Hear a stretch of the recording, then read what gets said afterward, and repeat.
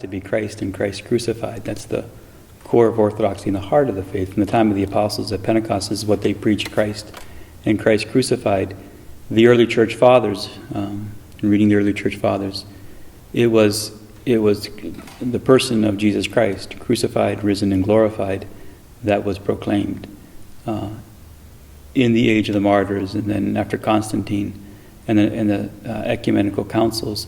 And as the faith was taken into Russia and preached in Russia, what was preached was the person of Jesus Christ, risen and glorified, the person of Jesus Christ, persecuted, crucified, risen, and glorified.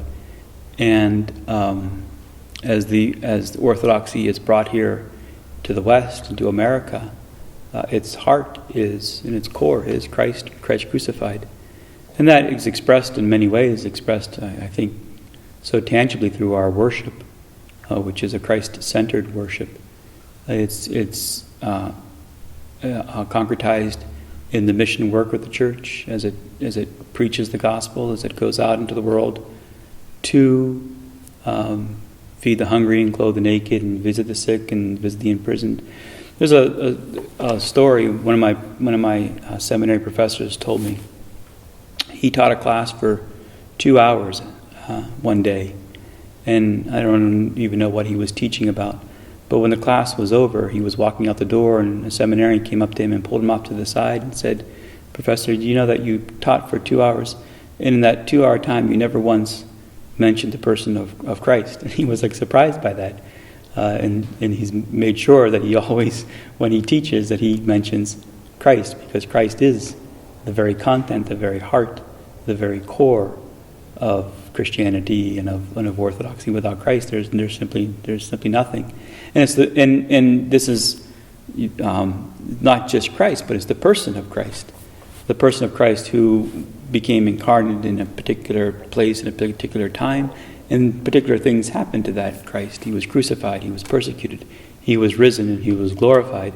And all of that person of Christ is appropriated to our lives through Orthodoxy and through everything that we do.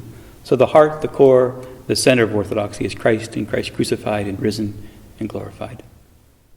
There would be many things that Orthodoxy has to offer the world in general and the West in particular.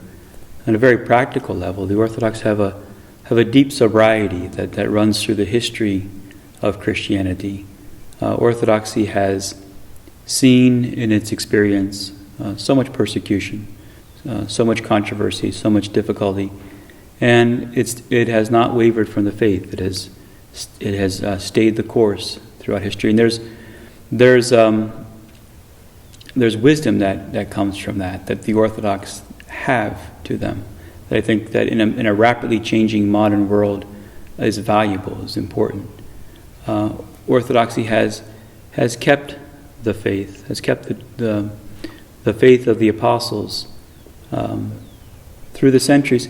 It's really amazing if you think about it, that when I think about this often, that because of Orthodoxy, the gospel almost unbelievably has reached my ears here in the Pocono Mountains of Pennsylvania, has gone through the centuries, has seen so much trouble and so much controversy and so much opposition, has made its way up into the Slavic lands, into the Carpatho Mountains, and has come across the Atlantic Ocean, and has come to me, and the gospel of Christ has reached my ears and reached my heart because of Orthodoxy. Orthodoxy has brought that to me, and that's really an amazing thing when you look at the history of the world and the history of Christianity.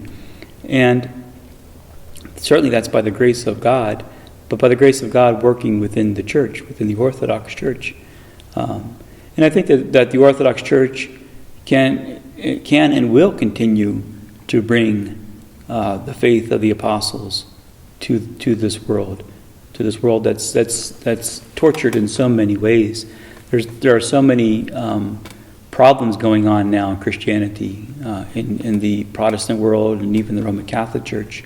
So much turmoil, so much disagreement, so much confusion, so much splintering, so much fragmentation. I think Orthodoxy, because of its strong history that it has, of keeping the apostolic faith, keeping it intact, overcoming adversity, overcoming persecution, has something to say to the modern world and to the modern Christian world that seems to be in such turmoil these days, just seems to be in so much trouble. So I think that's one of the big things that Orthodoxy really, thank God for Orthodoxy in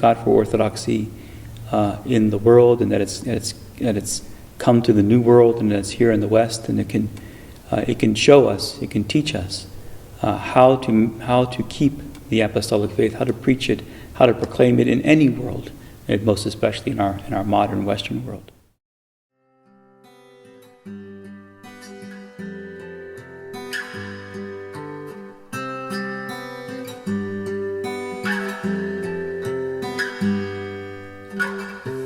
Did ears burn up those words?